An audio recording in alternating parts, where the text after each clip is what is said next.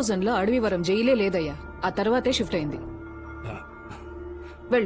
వెళ్ళి probation report తీసుకురా. ఓ ఏ jail? Chodavaram jail madam.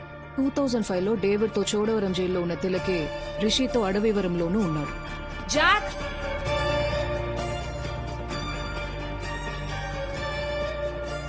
ఇతనా? Madam madam ఈయనే మేడం ఇలా కనిపెట్టారు మేడం. ఆ ఫారెన్ ఫ్రెండ్ ఇతనా? సరిగ్గా తెలియట్లేదు మేడం, కానీ హైట్ గా ఉన్నారు మేడం.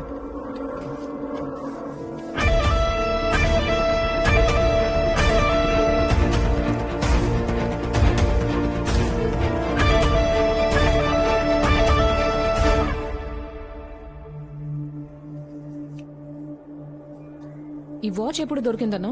చెప్పాను కదా మేడం, అన్నగారు బాడీ తీసిన తర్వాత క్లీన్ చేస్తున్నప్పుడు దొరికిందని. మర్చిపోయారా? ఆ. అన్నగారు శవం చూడడానికి ముందే గడప దగ్గర దొరికింది మేడం. మేడం అంటే మీ వాచ్ ఎంక్వైరీకి వెళ్ళినప్పుడు వాచ్ పోయిందనుకున్నాను, కానీ మర్డర్ జరిగినప్పుడు వాచ్ అక్కడే ఉంది. సో తిలకే కేసుని మిస్లీడ్ చేయడానికి వాచ్ తీసుకెళ్లి ఉండాలి. తిలక్ ఎక్కడ ఉంటాడు ఇప్పుడు? అన్నా, ఎవరిని వాచ్ చేస్తున్నావు? ముహూర్తం టైము దాటిపోతోంది. సార్ ఆ పార్టీ సైన్ చేస్తారు, మీరు వచ్చేస్తే అంతా అయిపోయింది. సరేనండి, ఇప్పుడే వస్తాను. మంచిది బాబా.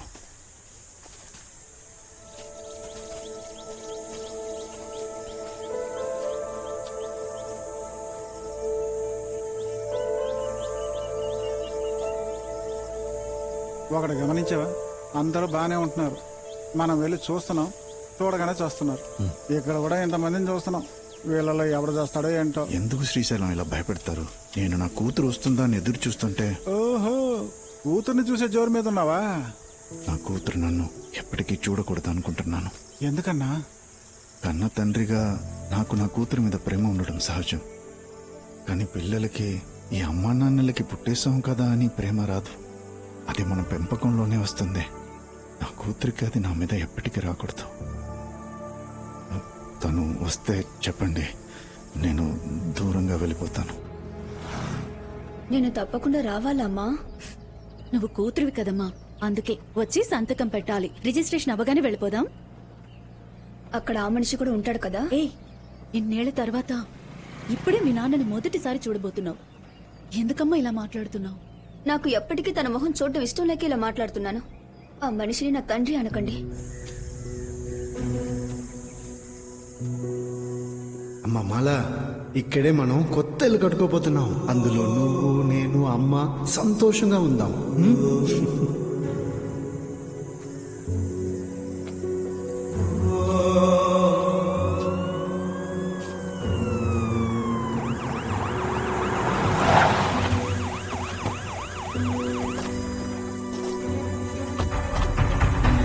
స్టేషన్ అయిపోయారు. అయ్యో, నమస్తే మేడం. సార్ ఏమైంది సార్? ఏమైందా? వాడు చేసిన పనికి దామోని మాణిక్యాన్ని ఎందుకు చంపాడు? నేను చంపానా? మీరేమంటున్నారు మేడం? హత్య చేసి చేయలేదు మేడం.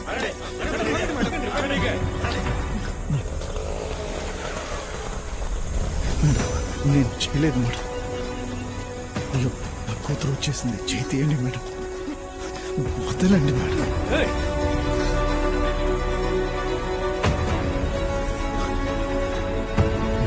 ఎంత ధైర్యం!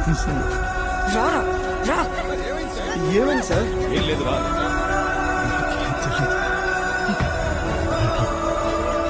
పిల్లలు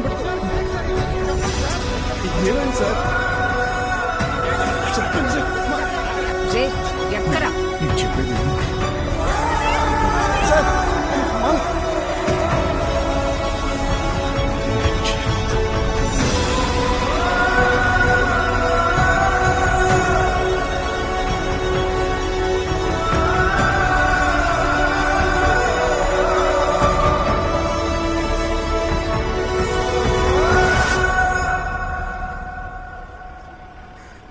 రాజశేఖర్ గారు నాతోనే ఉన్నారండి. అలాంటప్పుడు నేను ఇక్కడికి వెళ్ళగలను. అంటే టైం అయింది, షాప్ మీరా లేదంటే కేసు పెడతానని చెప్పాను మేడం. రాస్కెల్, ఆ కోపంతో నేను మందు కోసం వచ్చానని చెప్తున్నాడు మేడం. ఇక్కడికి వెళ్ళాక మేము ఎక్కడికి వెళ్ళలేదు మేడం. ఇది మన శ్యామ్గఢ్ హోటల్ మేడం. అక్కడ చికెన్ సూప్ అంటే పెరోల్లో వచ్చిన ఖైదీ తినకుండా చచ్చిపోతే మిమ్మల్నే కదా అంటారు. గ్యాలరీలోనే చూస్తున్నారు, వాల్ పేపర్ చూడొచ్చుగా. అదిరిపోయే కాంబినేషన్. మీ ఫోటోనే మేడం పెట్టుకున్నాను. మీరే మేడం నా ఇన్స్పిరేషన్. ఏమయ్యా ఫింగర్ ప్రింట్ ఏమైందయ్యా? తీసుకుంటాం మేడం. పెట్టమయ్యా.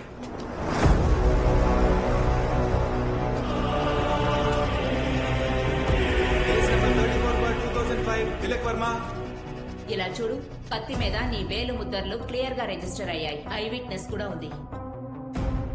ఆ రోజు పని ఇంటికి వెళ్తున్నప్పుడు ఇతని చేతిలో కత్తితో వచ్చి తన పిల్లాన్ని ఆ రాజాన్ని పొడిచి చంపేశాడు మేడం. నేను హత్య చేయలేదు మేడం. ఈ వాటిలో కూడా ఒక ఫోటో తీసుకొని త్వరగా జడ్జ్ దగ్గరికి వెళ్ళాలి.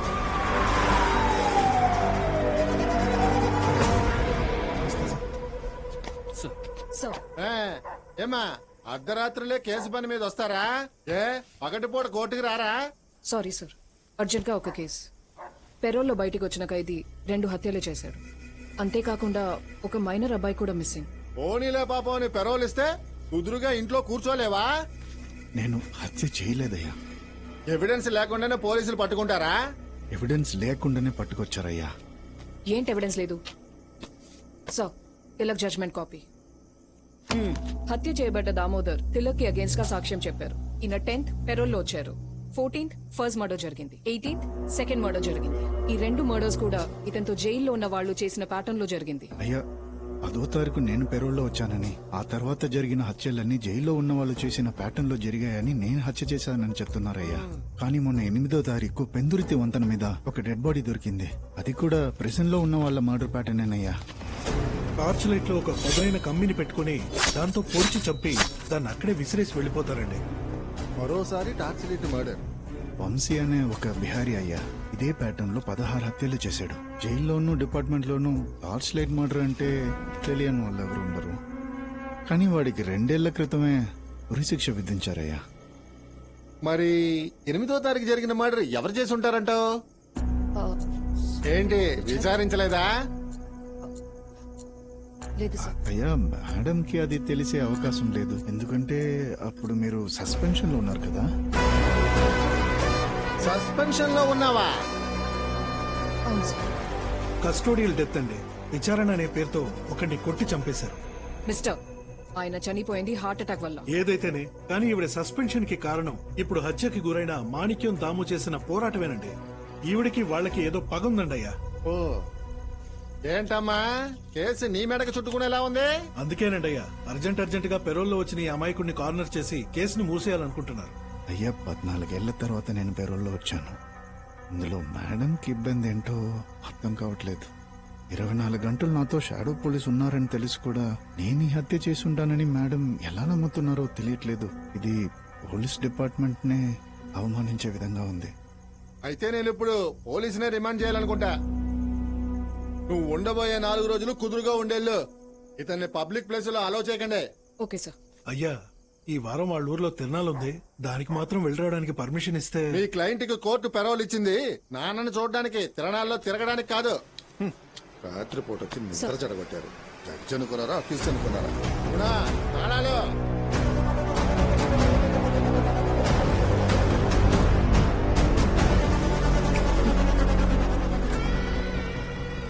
విక్కీని కనిపెట్టి వాళ్ళిద్దరిని నువ్వే చంపేవని ప్రూవ్ చేస్తాను.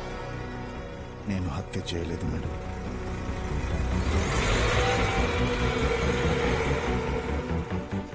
ఇంకా నయమన్నా నువ్వు ఈ పేపర్ ఇచ్చావు, లేకపోతే ఇబ్బందుల్లో పడేవాళ్ళం.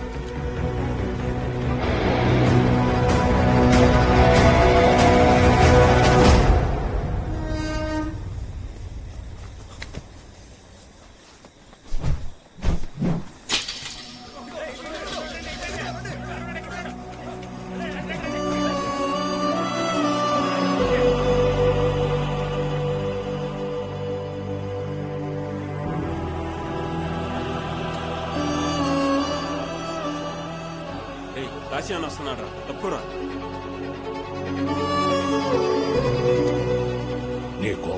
నీలోనే ఉంచుకో. నువ్వు బయట ఎలా ఉన్నా లోపల మాత్రం మంచోళ్లాగే ఉండు. ఈ జైలే నువ్వు మంచోడని ముద్రేసి పంపిస్తుంది. ఆ రోజు తీర్చుకో నీ పగనే. చూడు తిలక్, నువ్వు మాలా చేసిన తప్పుకు శిక్ష అనుభవించడానికి జైలుకు రాలేదు. శిక్ష అనుభవించి తప్పు చేయబోయేవాడివి. అడవికి వెళ్లి వేటాడాలంటే విల్లు ఆయుధం మాత్రం సరిపోదు. ఓర్పు, నిరీక్షణ చాలా ముఖ్యం. ఇప్పుడే కదా లోపలికొచ్చావు. ఇక్కడున్న ఒక్కొక్కరి నుంచి నువ్వు నేర్చుకోవలసినవి చాలా ఉన్నాయి.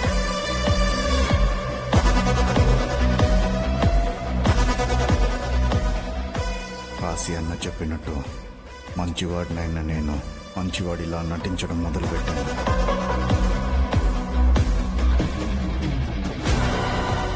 ఒక్కో ప్రాణం ఎంత ముఖ్యమో ఖైదీలకి నేర్పించిన నేనే ఓ ప్రాణం ఎలా తీయాలో వాళ్ళ దగ్గర నుంచి నేర్చుకున్నాను. వేటకు సిద్ధమవుతున్న నేను వాళ్ళ ముగ్గురి కదలికలను వెతికి తెలుసుకున్నాను.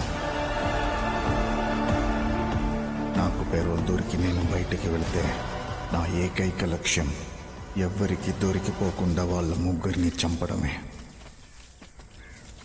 ఇదిగో తిలక్, ఇది నా ఫోన్ నెంబర్. నీకెప్పుడు వాళ్ళని చంపాలని ఉందో ఒక్క ఫోన్ చేయి. లోపల నుంచి నీ కోసం ఎందుకు ఏంటని అడగకుండా చేస్తాను.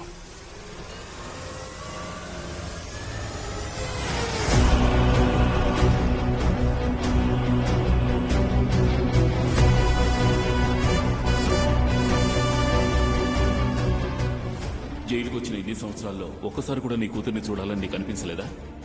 ఆలోచిస్తాను సార్.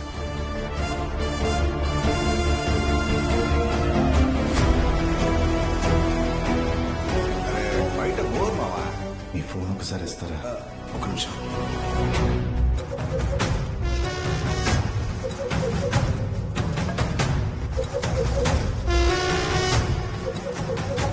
ఇదిగో, త్వరగా మాట్లాడు.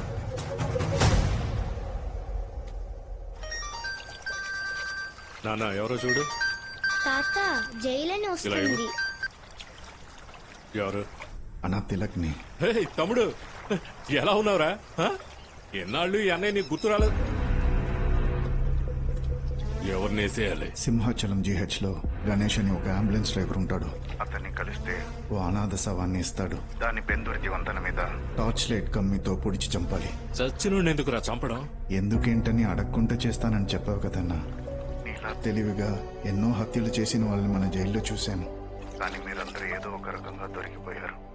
దానికి కారణం మీరెప్పటికీ దొరికిపోమని నమ్మారు. కానీ నేను ఖచ్చితంగా దొరికిపోతానని నమ్ముతున్నాను. పని అవుతుంది, పేపర్లో చూడు. తాత నీ ఫ్రెండ్ ఏమన్నాడు? అదేం లేదు నాన్న, మనం గేల వేసినప్పుడు ఏం చేస్తాం? చిన్న చేపని వేసి పెద్ద చేపని పట్టుకుంటాం.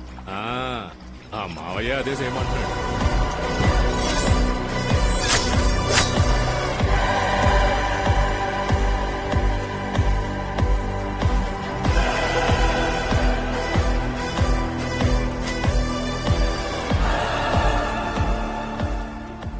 సార్